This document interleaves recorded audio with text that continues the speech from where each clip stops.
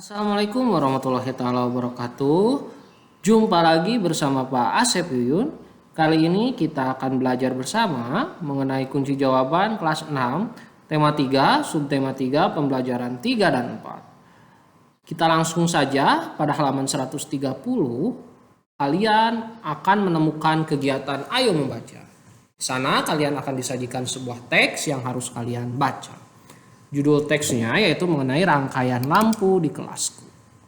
Baik, sesudah kalian membaca teks tersebut, pada halaman 131 kalian diminta mencari kata tidak baku dan juga kalimat tidak efektif yang terdapat pada teks tersebut. Setelah itu kalian juga harus langsung memperbaikinya. Oke, kita langsung saja. Di teks tersebut terdapat kosakata non baku yaitu dipakai. Harusnya atau perbaikannya itu yaitu dipakai ya. Lalu ada kata buat, harusnya untuk ya. Ada kata banget, harusnya sekali. Ada kata sama, harusnya dengan. Lalu ada beberapa kalimat tidak efektif yang ditemukan pada teks tersebut. Yaitu rangkaian seri sering banget kita lihat pada hiasan pohon Natal. Atau hiasan pada pohon-pohon besar di sepanjang jalan raya. Nah, diperbaiki kalimat tersebut menjadi seperti ini. Rangkaian seri sering kita lihat, jadi bangetnya kita hilangkan.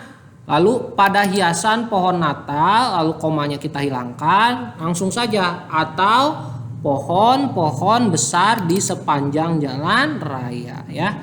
Jadi pengulangan hiasan pada di sini dihilangkan. Oke, seperti itu. Kalimat kedua yang tidak efektif. Pada dasarnya dalam kehidupan sehari-hari, terutama di rumah, rangkaian listrik yang mengakomodir arus energi buat penerangan adalah merupakan gabungan dari rangkaian listrik seri dan paralel. Nah, ini kita perbaiki menjadi langsung saja, nggak usah ada pada dasarnya, langsung. Dalam kehidupan sehari-hari, terutama di rumah, nggak usah pakai koma ya. Rangkaian listrik yang mengakomodir arus energi, jadi buatnya kita ganti untuk penerangan, jadi adalahnya kita coret karena adalah dan merupakan itu satu ya, dua kata yang memiliki arti yang sama, kita coret adalahnya. Jadi kita menggunakan merupakan gabungan dari rangkaian listrik seri dan paralel, seperti itu. Kalimat ketiga, dengan demikian kedua jenis rangkaian ini akan saling melengkapi satu sama lainnya.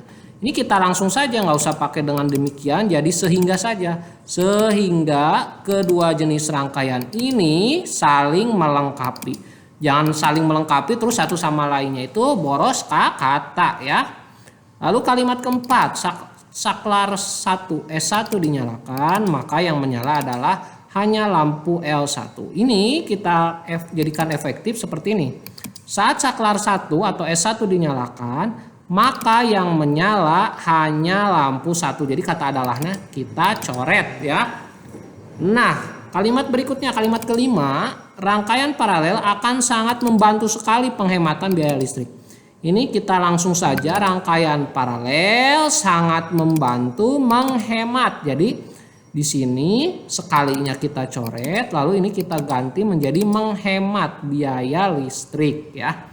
Kalimat terakhir ya yang salah atau tidak efektif yaitu kita hanya perlu untuk dapat menyalakan lampu sesuai kebutuhan. Nah, kita perbaiki nih. Jadi kita dapat, jadi hanya perlu untuknya ini satu satuan ya yang boros kata, jadi kita coret, jadi kita langsung saja kita dapat menyalakan lampu sesuai kebutuhan. Baik, kita lanjut ke tugas berikutnya, yaitu pada halaman 132 kalian diminta menuliskan informasi penting dari teks yang telah kalian baca sebelumnya, yaitu mengenai rangkaian lampu ya, listrik di lampu. Baik, pada paragraf 1 itu mengenai topik masalah. Topik masalah yang kita temukan yaitu penggunaan rangkaian seri dan paralel saling melengkapi dalam kehidupan manusia. Sedangkan paragraf 2 mengenai deret penjelas terdapat 3 poin atau 3 informasi penting yang bisa kita dapat. Yang pertama, lampu di kelasku menggunakan rangkaian campuran yang terdiri dari 3 saklar dan 4 lampu. Lalu kalimat kedua atau informasi kedua yaitu saklar 1 atau S1 dinyalakan, maka lampu 1 atau L1 menyala. Saat saklar 2 atau S2 dinyalakan, maka lampu 2 atau L2 menyala. Saat saklar 3 atau S3 dinyalakan, maka lampu 3, L3 dan 4 atau L4 menyala. Nah, informasi yang ketiga yaitu L3 dan L4 adalah rangkaian seri, sedangkan L1, L2, dan L3, L4 adalah rangkaian paralel. Lalu pada paragraf 3 yaitu mengenai kesimpulan dan pesan pendapat pribadi penulis, kita menemukan informasi bahwa rangkaian paralel dapat menghemat listrik karena lampu dapat dinyalakan sesuai kebutuhan. Nah, pada halaman 134 kalian akan mengamati sebuah teks tentang lampu lalu lintas. Lalu kalian diminta membaca teks tersebut ya. Lalu juga ada latihannya pada halaman 135. Kalian diminta mencari kosakata non baku dan kalimat tidak efektif. Lalu kalian juga diminta menjawab pertanyaan yang di bawahnya. Nah, ini ya. Kosakata non baku yang pertama ngelihat, harusnya melihat. Lalu yang kedua non baku nemuin, harusnya menemukan. Yang ketiga sistem, harusnya sistem. Yang keempat enggak, harusnya tidak. Lalu ada dua kalimat tidak efektif yang kita temukan. Yang pertama, kita semua pasti sudah mengenal lampu lalu lintas. Ini kita coret semuanya. Jadi kita langsung aja, kita pasti sudah mengenal lampu lalu lintas. Nah, kalimat yang kedua yang tidak efektif yang ini. Tahukah kamu siapa yang nemuin lampu lalu lintas? Nah, di sini yang nemuin kita jadi penemu. Jadi, tahukah kamu siapa penemu lampu lalu lintas ya? Baik, kita lanjutkan. Kapan kita menggunakan kosakata baku? Jadi, menggunakan kosakata baku itu saat menulis surat resmi, ketika berpidato di acara formal, dan saat menyusun karya ilmiah. Lalu mengapa kita menggunakan kosakata baku? Karena kata baku itu tidak terpengaruh bahasa lain atau bahasa pergaulan suatu daerah. Sehingga kosakata baku ini mudah dimengerti oleh semua orang. Selain itu, untuk menjunjung tinggi bahasa Indonesia, yaitu bahasa nasional kita. Nah, pada halaman 137 terdapat kotak-kotak untuk diisi tentang kewajiban di jalan raya. Lalu contoh sikap yang tidak melaksanakan kewajiban serta akibat dari kewajiban yang tidak dilaksanakan. Nah, ini adalah contoh-contoh melaksanakan kewajiban di jalan raya. Yang pertama, memiliki surat-surat yang lengkap seperti SIM, surat izin mengendarai, dan STNK, surat tanda nomor kendaraan ya. Nah, lalu ada memakai helm atau sabuk pengaman saat berkendara, berkendara dengan kecepatan normal, berkendara pada lajur jalan yang telah ditentukan, lalu mengikuti lampu lalu lintas.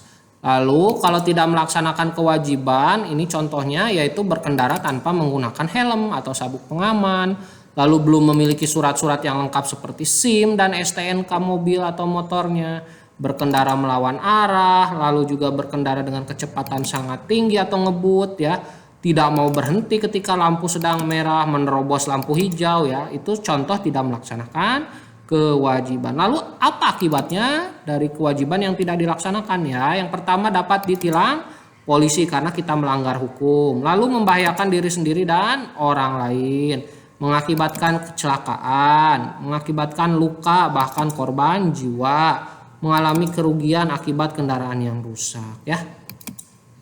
Baik, lalu ada pertanyaan lagi, ketika seseorang tidak melaksanakan kewajibannya di jalan raya, apakah hal tersebut dapat mengganggu hak orang lain?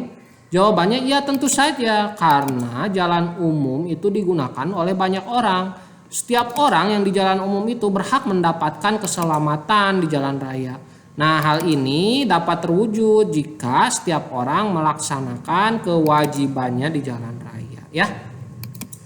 Lalu kita akan mengamati beberapa rambu lalu lintas pada halaman 138. Nah, kalian ya setelah mengamati rambu-rambu lalu lintas ini, kalian diminta mengerjakan soal-soal yang disajikan ya. Di sini ada stop, ada segitiga merah, ada silang, ada motor yang dicoret, ada Cibitung, ada gambar kasur sama tambah merah, ada dianya. Kita coba cari apa sih maknanya. Nah, nomor 1. Apa arti dari masing-masing rambu tersebut? Yang pertama ya, itu tadi dilarang berjalan terus atau wajib berhenti sesaat dan meneruskan perjalanan setelah mendapat kepastian aman dari lalu lintas arah lainnya. Lalu yang kedua, dilarang berjalan terus apabila mengakibatkan rintangan, hambatan, dan gangguan bagi lalu lintas dari arah lain yang wajib didahulukan. Yang ketiga, dilarang berjalan terus pada persilangan sebidang lintasan kereta api jalur tunggal atau wajib berhenti untuk mendapatkan kepastian aman. Ya. Yang keempat, larangan masuk bagi kendaraan bermotor roda 3. Ya. Lalu yang kelima, rambu pendahulu petunjuk jurusan yang menyatakan arah untuk mencapai suatu tempat keluar dari jalan tol. Nomor 6 itu rumah sakit ya. Nomor 7, rambu petunjuk jurusan daerah wisata Dieng dengan jarak 10 km. Nah, apa sih manfaat rambu-rambu tersebut bagi pengguna jalan? Tentu sebagai peringatan sehingga dapat mencegah kecelakaan maupun sebagai petunjuk arah bagi pengguna jalan. Lalu pertanyaan ketiga, jika rambu-rambu tersebut tidak ada, apa pengaruhnya terhadap pengguna jalan? Ya, tentu mereka tidak tahu bahaya yang mungkin ada di perjalanan sehingga dapat menimbulkan kecelakaan. Selain itu, pengguna jalan dapat kebingungan arah tujuan yang dituju ya. Nomor 4, apakah kamu pernah melihat rambu-rambu lain di jalan? Jelaskan tentang rambu-rambu tersebut. Ya tentu saja pernah ya. Seperti rambu dilarang berhenti, dilarang parkir, larangan masuk untuk semua jenis kendaraan dan rambu-rambu persimpangan jalan. Baik, itu saja mengenai pembahasan kunci jawaban kelas 6 tema 3 subtema 3 pembelajaran 3 dan 4. Semoga bisa bermanfaat video ini. Billahi taufiq wal hidayah. Assalamualaikum warahmatullahi wabarakatuh.